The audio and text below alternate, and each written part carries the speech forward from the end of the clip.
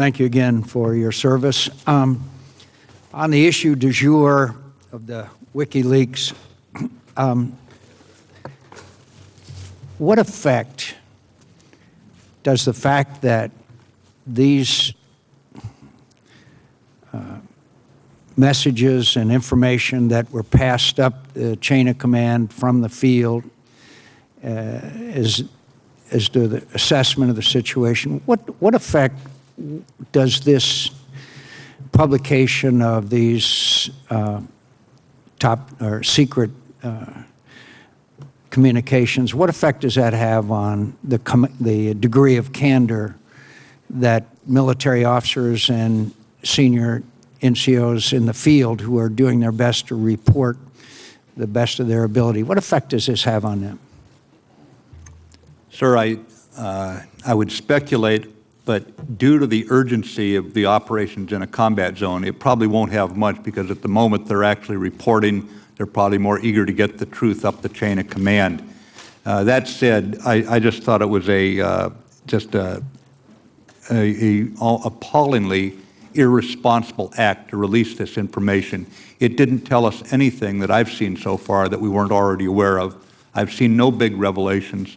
One of the newspaper headlines was that the war is a tense and dangerous thing. Well, if that is news, I don't know who it's news to that's on this planet.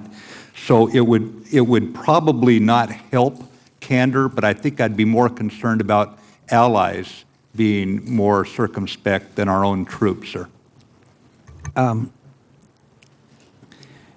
So these leaks are certainly not helpful in you doing your job, particularly in coordination with our allies. That's correct, yes, sir. How many Pakistani military have been killed in operations against Taliban and Al-Qaeda in Pakistan, roughly? Senator, I'll have to take that question for the record. However, I will tell you that my Pakistani friends assure me they've lost more of their troops in the fight than NATO has lost on their side of the border. I think it's in hundreds. Is that roughly correct? At least, sir. So we have been, at least to a significant degree, getting cooperation and assistance from the Pakistani military. Sir, I think we have a stronger strategic relationship and more support today from the Pakistani military than we've enjoyed in 10 years. It's trending in the right direction. They have sustained a 15-month counteroffensive despite the casualties in some of the militarily worst terrain I've ever operated in up along the border area. And I think our counterterrorism cooperation is also at an all-time high. But there is also reports that certain elements of ISI are at least cooperating to some extent with the Taliban. Is that correct? That's correct, yes, sir. And could that be because they're hedging their bets as to whether the United States is going to remain or not?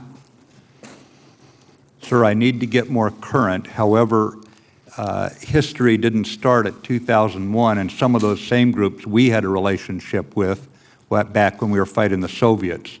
So it's no surprise to me that there may be some continued relationship there, but whether or not it's because they're working with them, they're trying to infiltrate them, there's any number of motives, and I'm just not current enough to say why. I think, though, that it's hard to wipe the slate clean and just start over at any one point, and clearly the offensive against many of the people they allegedly used to work with is showing they're no longer friends with most of them.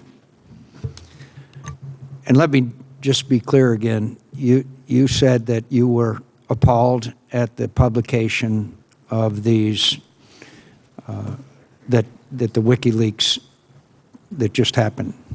Yes, sir. I thought it was grossly irresponsible.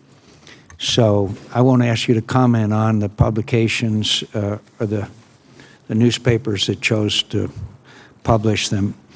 Are you concerned